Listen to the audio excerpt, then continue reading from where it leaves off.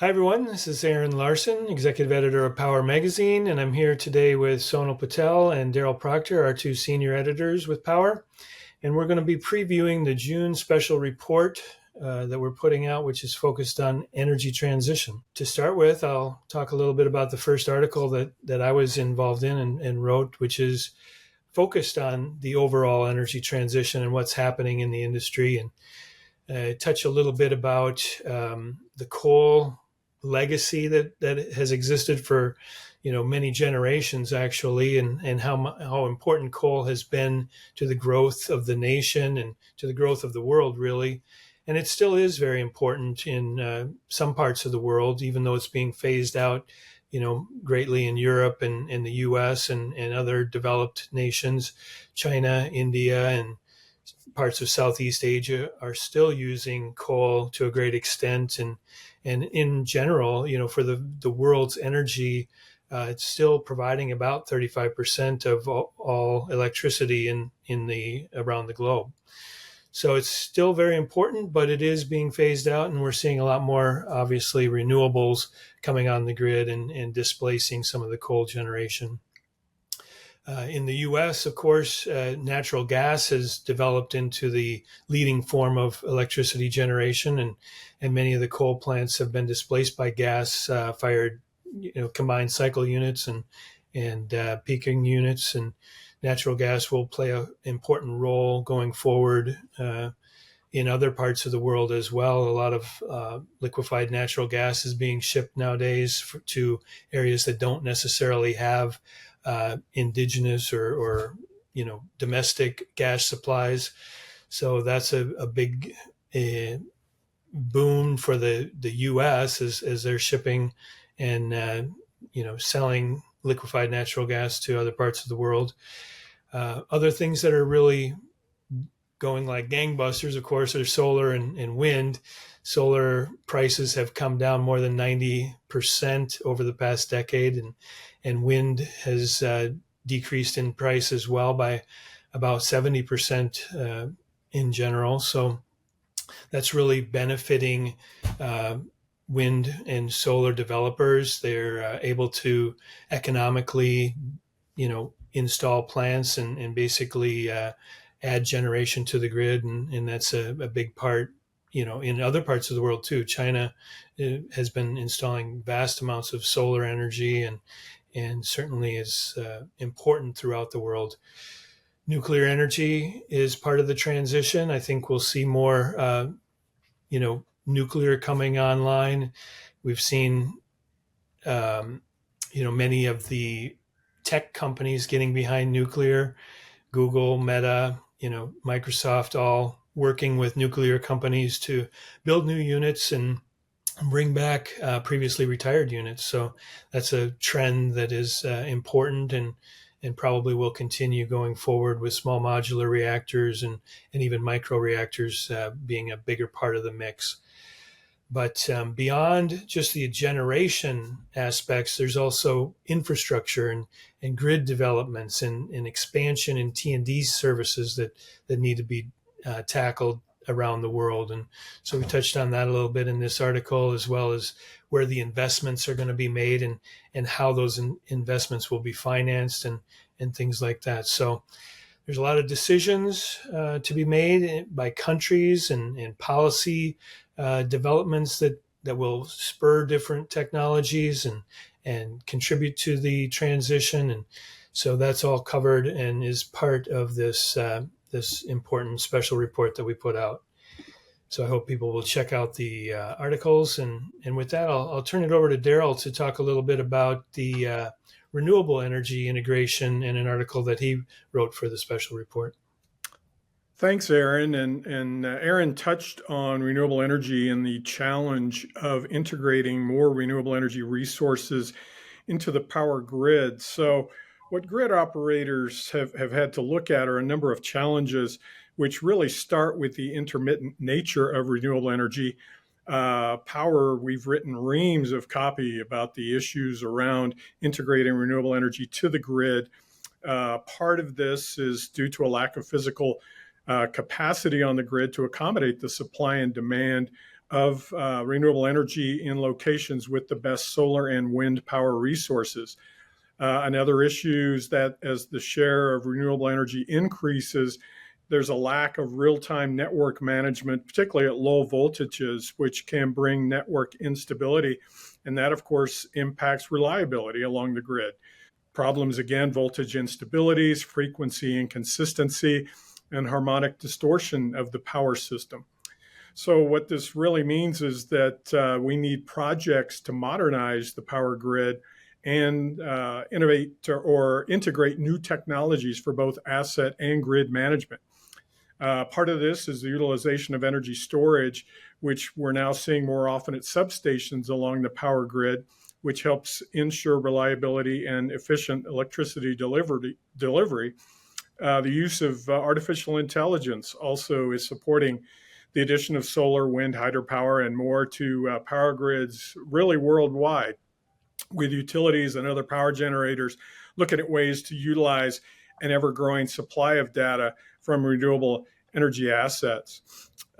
Smart grid technologies have been developed to optimize energy distribution, to manage grid operations, and improve grid resilience. And then Aaron, another item that he touched on, investments in new transmission lines and upgrading existing ones to help deliver power from renewable energy resources to areas with high demand for electricity. We're seeing this particularly because a lot of solar and wind power is sited in rural areas apart from or quite a distance from where there are existing transmission lines. So there's a real urgency to install and build more transmission and distribution infrastructure in areas so that this renewable energy resources can get to the grid and get disseminated across the grid. I spoke with several analysts and energy experts about all of these things in the grid interconnection. So again, article has a lot of information and insight about the challenges of integrating renewables and then the innovations that are needed and everything else that really is needed to help integrate more renewable energy resources to the larger power grid. All right, thanks, Darrell. And you touched on some of the infrastructure, but Sonal went even deeper in an article that she worked on, which is talking about not only T&D but also gas infrastructure. Can you talk a little bit about that, Sonal? Yeah, so I set out to basically look into what it will actually take to future-proof the U.S. grid, given all the changes that are the editors you folks have had outlined so far, both Aaron and Darrell. And I guess following the evidence, the answer it turns out, is complicated, but it remains extremely urgent. So at the core of the problem, obviously, is that electricity demand is rising much faster than planners have anticipated. PJM, MISO, and ERCOT have all sharply revised their peak load forecasts, and in some cases, demand is projected to climb by 60% over the next 2 decades. AI clusters, data centers, electrified industry, these loads are really scaling super rapidly. And many utilities don't really have the accurate forecasting tools to keep up. And on top of that, the physical system itself is aging. So like 70% of the US transmission lines and transformers are over 25%, 20 years old. The American Society of Civil Engineers in March downgraded the energy sector's infrastructure grade to a D+. That downgrade reflects essentially a severe mismatch between today's demands and what the system is built to handle. And then meanwhile, new infrastructure takes too long and costs too much. Transmission projects average 10 years to complete. Transformer delivery timelines have doubled since 2021. Prices have risen by up to 160%. And in 2024, most new lines weren't even rated for regional scale power transfers. So policy and permitting just remain fractured. Federal, state, and regional authorities, they work together, but for cost purposes, and even record federal investment progress remains low, remains fragmented and slow moving. And so reporting this story meant pulling from dozens of sources. We talked to NERC for its reliability assessments, the DOE, and looked into FERC filings. We looked into utility transcripts. earnings transcripts, and global market reports. I spoke with grid operators, analysts, and manufacturers, and what came through was that the system is just strained, and the window to get ahead is small, and the problem is narrowing. So this story connects the policy gridlock and the supply chain constraints and the long lead lines shaping the next decade of power reliability. And those solutions aren't simple, but they're no longer optional. All right, thanks, Sonal. And another article that I worked on does touch on something that I think you mentioned, which is the inertia, or Darrell may have mentioned inertia in the system, and how decreasing inertia is affecting power grids, and what can be done about it. And for those that may not be familiar, inertia is basically the energy that's stored within the rotating masses of synchronous generators, which are typically found at coal plants and large nuclear plants and hydropower plants. And this is really important to grid stabilization because it helps allow you to ride through little disruptions in the grid by keeping that frequency up. And so what can be done about it and what is being done, and I got much of this information from Siemens Energy, who is heavily involved in these types of projects, but adding synchronous condensers to the grid. And what that does is it adds mass, rotating mass, and keeps inertia stable. And this can be done in a couple of different ways. It can be done as a typical, new build installation where units are purpose built for this inertia problem, adding a synchronous condenser. You can also convert an existing thermal generator into a synchronous condenser, and that's what's being done at some retired plants and other places around the world and the country. And I had had 4 examples of where this has been done successfully. One was the Money Point power station in Ireland. There's also the Intermountain Power Project here in the U.S. and Townsville Power Station in Australia, as well as Killingholme, which is a station in the UK. So I hope people will check out that article and learn more about synchronous condensers and how they're being used to enhance the grid and keep things stable around the world. Darrell, I think you also had another article that you worked on, which was focused on microgrids. Can you talk a little bit about that, please? So we've touched on a lot of the challenges with the traditional power grid, and that's one reason why microgrids continue to grow in popularity. If you have a critical enterprise that needs power 24/7, to ensure that you're going to have that power, having a microgrid on site is one way to ensure that you'll have the constant flow of power. Interestingly, a lot of the microgrid projects, when they started, several years ago, but just a few years ago, we saw a lot of folks were trying to integrate renewable energy into their microgrids. There's a little bit of a move away from that now. We're seeing more gas and diesel burning gensets that are being installed with microgrids. This is in part due to just an ease of getting a microgrid permitted with a more traditional source of power, and also just availability. I was just at the Clean Power 2025 conference in Phoenix, Arizona, sponsored by American Clean Power. It was interesting, the number of folks I talked to about microgrids who said, what we're seeing is the move now a little bit away from renewable energy being integrated into a microgrid and more, as I mentioned, gas-fired gensets or even diesel generation using that fuel.